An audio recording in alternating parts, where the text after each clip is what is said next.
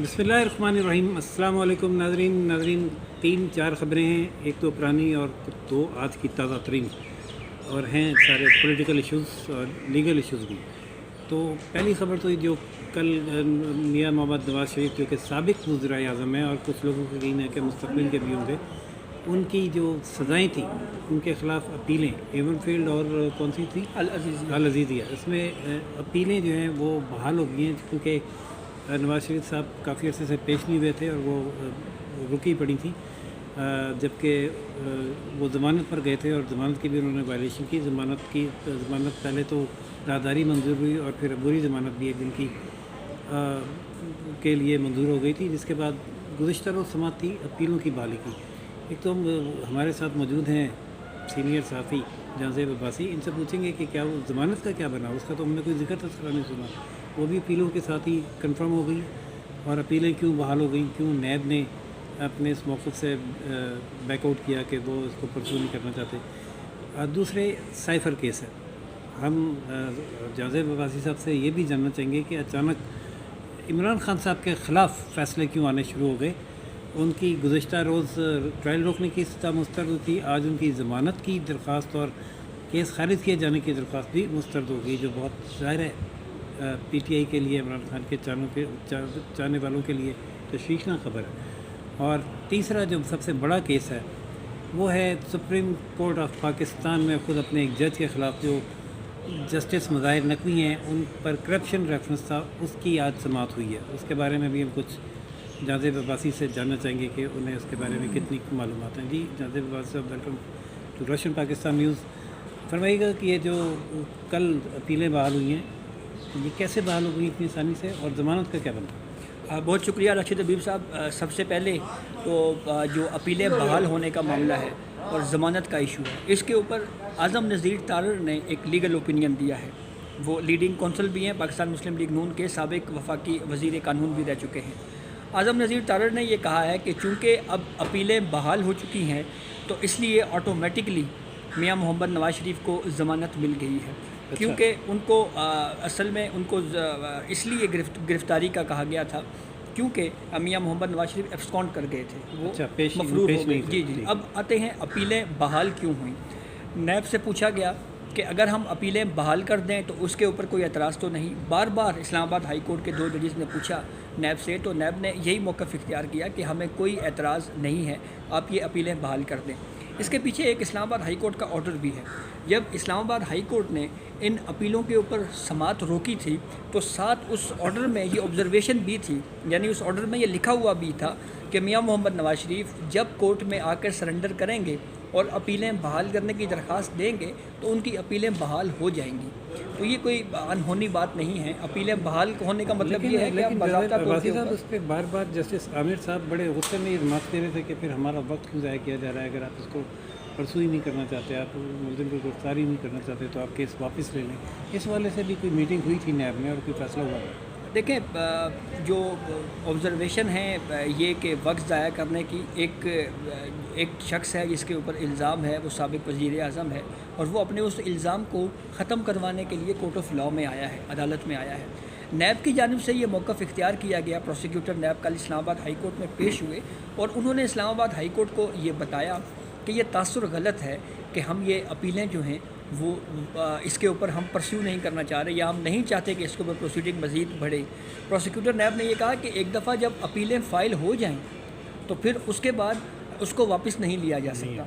ये उन्होंने एक आर्ग्यूमेंट जो है वो इस्लामाबाद हाई कोर्ट में दिया। बार बार इस्लामाबाद हाई कोर्ट ने नैब से पूछा कि क्या आपको मियां मोहम्मद नवाज़ शरीफ की गिरफ़्तारी चाहिए। हर दफ़ा नैब का यही मौक़िफ़ था कि हमें इस हवाले से गिरफ़्तारी मतलूब नहीं है। और फिर उसके बाद अब ये अपीलें बहाल हो गई हैं। मेरे ख़्याल में शायद 2 से 3 हेयरिंग अब इसकी होनी है और ये केस कंक्लूड हो जाएगा। इसकी वजह सर मैं आपको बिल्कुल मुख्तसर बताता हूँ। जो मरियम नवाज़ के ऊपर एलिगेशन थे ना, वो भी इसी नौइयत के थे। तो मरियम नवाज़ का जब नैब अदालत के ख़िलाफ़ जब इस्लामाबाद हाई कोर्ट में अपीलें आईं तो इस्लामाबाद हाई कोर्ट ने जजमेंट लिखा कि पूरी इन्वेस्टिगेशन नैब की JIT के गिर्द घूमती रही है, और JIT ने जो मटेरियल इकट्ठा किया है उसको जब हम परखें तो वो उस मेयार पे पूरा नहीं उतरता। تو اس لیے نیب نے آزادانہ اپنے طور کے اوپر کوئی ایویڈنسز اکٹھے نہیں کیے، اس بنیاد کے اوپر یہ کہا کہ مریم نواز کے خلاف یہ کیس نہیں بنتا۔ آپ جانتے ہیں کہ پاناما ججمنٹ میں جہاں پہ خیالی تنخواہ کی بنیاد کے اوپر میاں محمد نواز شریف کو نااہل کیا گیا تھا، وہیں ڈائریکشن دی گئی تھی کہ یہ ریفرنس فائل کیے جائیں، سپلیمنٹری ریفرنسز بھی فائل کیے جا سکتے ہیں، اور 6 مہینے کی ڈیڈ لائن بھی دے دی گئی تھی کہ نیب 6 مہینوں کے اندر اس کو ڈیسائیڈ کرے اور اس کے اوپر کوئی فیصلہ دے۔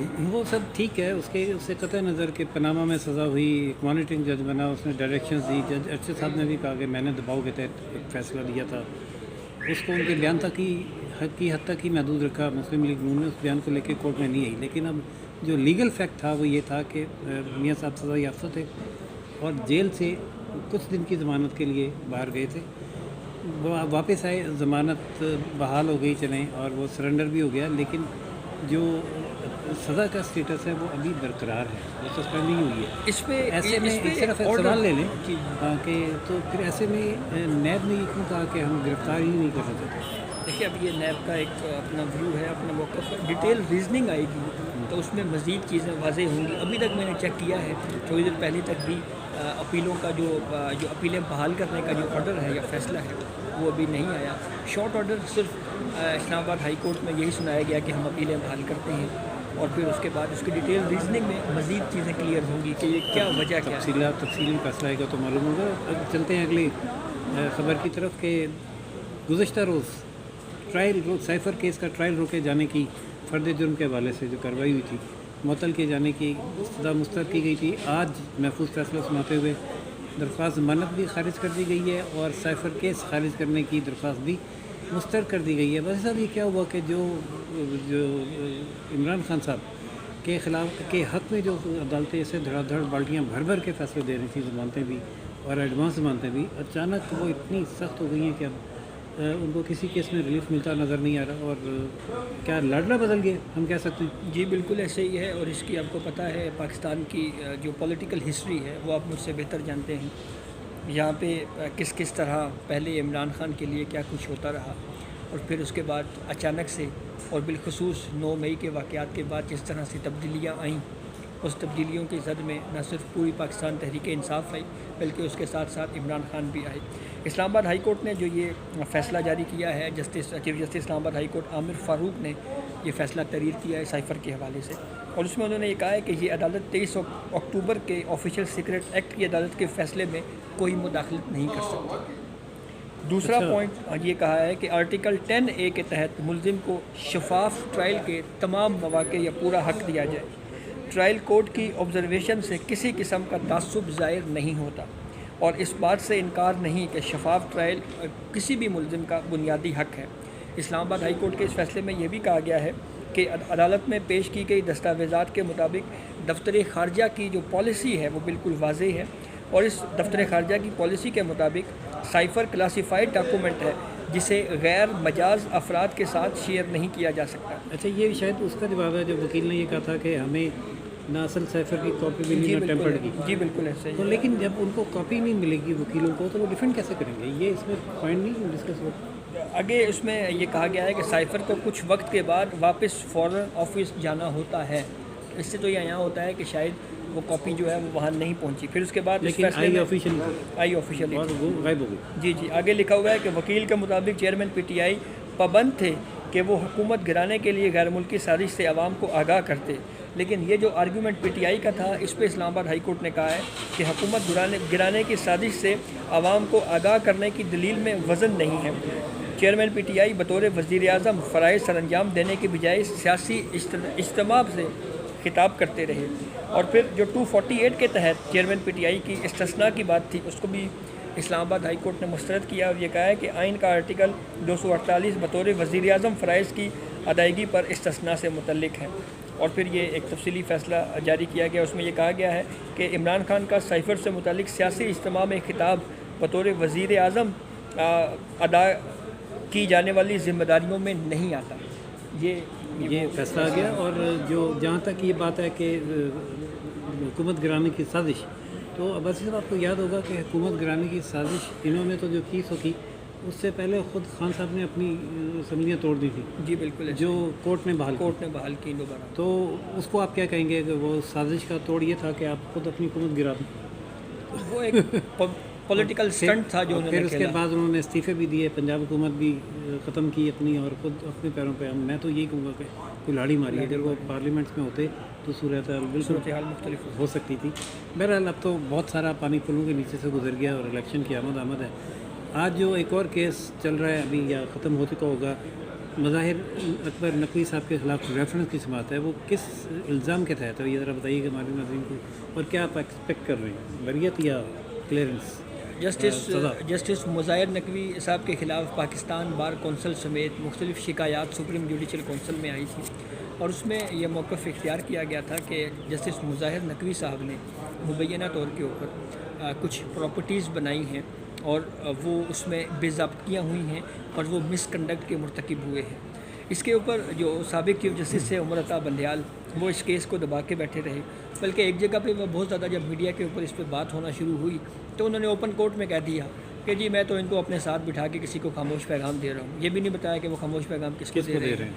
اچھا, اسی اسنا میں 3 اپریل 2023 کو جو موجودہ چیف جسٹس ہیں ہمارے اس وقت سینئر جج تھے سپریم کورٹ کے جسٹس قاضی فائد عیسیٰ, اور دوسرے موسٹ سینئر جج تھے جسٹس سردار طارق مسعود, انہوں نے ایک مشترکہ خط لکھا تھا جو اس وقت کے چیف جسٹس عمر عطا بندیال کو, اور اس پہ انہوں نے یہ کہا تھا کہ اس معاملے کو ٹیک اپ کریں, کیونکہ یہ نہ صرف ایک جج کی کریڈیبلٹی کا ایشو ہے بلکہ پوری جوڈیشری کی کریڈیبلٹی کا ایشو ہے. تو اگر یہ الزامات غلط ہو جاتے ہیں تو یہ اس سے نہ صرف بری ہو جائیں گے, ادارے کے لیے بھی بہتر ہے بلکہ اس جج کے لیے بھی بہتر ہے جس کے اوپر بلا وجہ جو ہے وہ باتیں ہو رہی ہیں.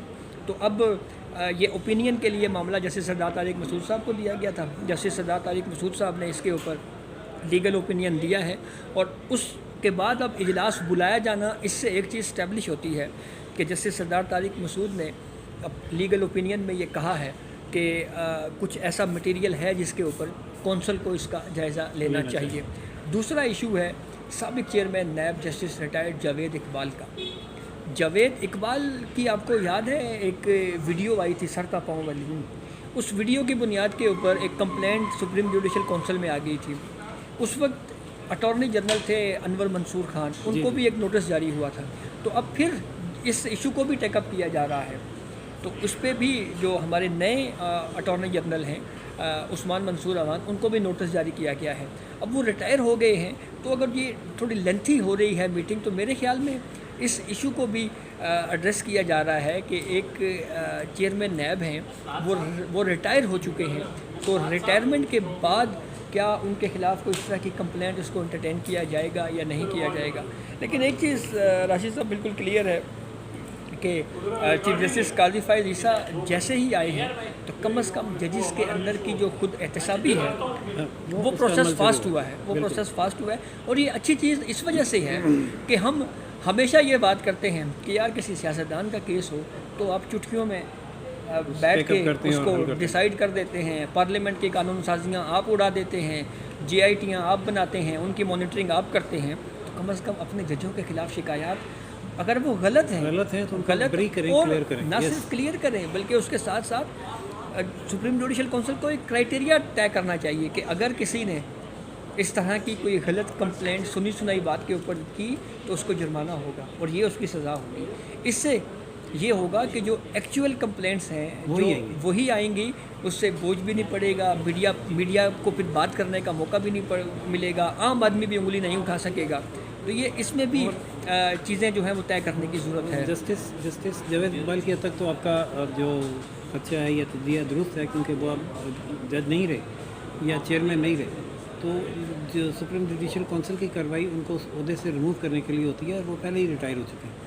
تو اس میں یہ ہو سکتا ہے کہ کونسل یہ کہے کہ اب یہ کیس ہمارے دائرہ اختیار میں نہیں رہا, اس کو عام طریقے سے چلایا جائے قانون کے تحت. اور جہاں تک مظاہر اکبر نقوی صاحب کا تعلق ہے تو اس میں جو بندیال صاحب اس کو روک کے بیٹھے رہے, اس سے لگتا ہے کہ مٹیریل ایسا تھا جس میں ان کا بچنا کافی خطرے میں ہے.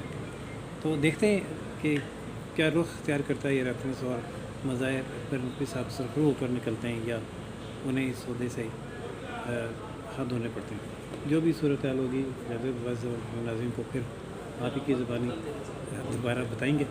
تب تک کے لیے اجازت دیجیے. راشد بھی اور جاوید عباسی کو روشن پاکستان نیوز سے دیکھتے رہیے. روشن Pakistan news channel like subscribe اور شیئر کرنا نہ بھولیے گا. اللہ حافظ.